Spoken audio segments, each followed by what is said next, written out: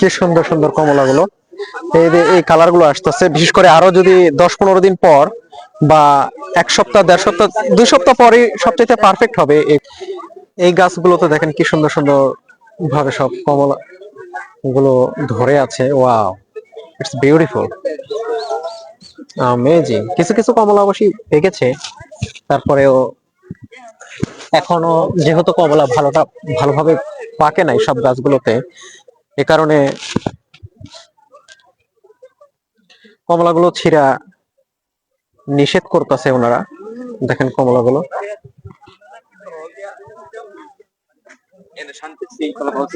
কারণ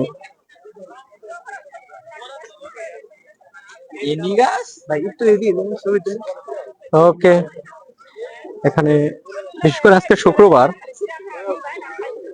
যেহেতু mill factory এলাকা আমাদের গাজীপুর, আর এই কারণে আজকে মানুষের পরিমাণটাও বেশি। অনেক পরিমাণ মানুষ এসেছে, বিপুল অসংখ্য মানুষ এসেছে এই কমলার বাগানগুলো দেখার জন্য। Wow.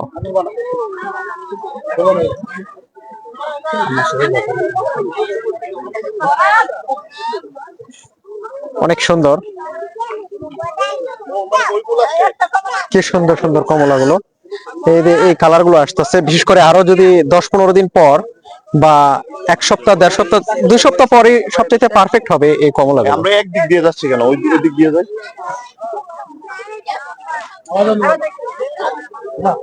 কিছু কিছু গুলো কালার এসেছে, বাট আর একটু দেরি করতে হবে।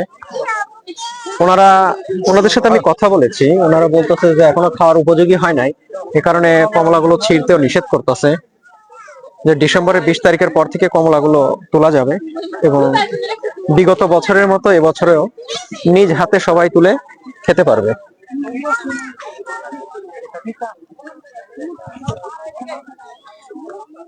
এই গাছটার কমলাটা একটু বড় বড়। অনেক মানুষজন চলে এসেছে এখানে, আর এখানে সবাই এসেছে, ভিডিও করতেছে। গাছের অভাব নেই, অনেক রকমের গাছ আছে এবং অনেক ধরনের কমলা আছে।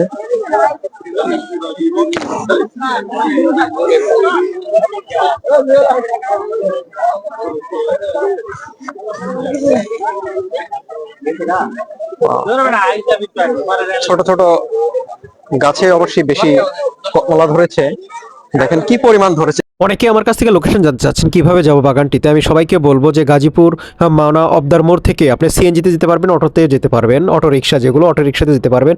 পার পিস 30 টাকা করে ভাড়া নেবে, অনেকে 20 টাকা করে নেয়। সাতখামার জায়গাটির নাম, সাতখামার গিয়ে ওইখানে নামবেন, ওইখানে দেখবেন রেল গেট আছে বা রেল লাইন আছে, ওইখানে নামায় দিবে আপনাকে।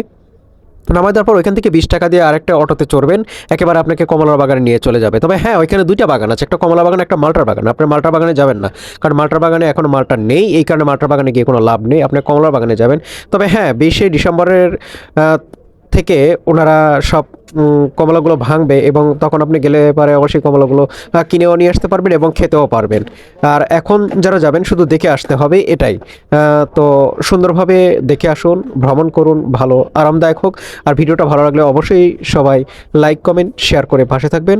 ভালোবাসা রইল সবার প্রতি, ভালোবাসা অবিরাম।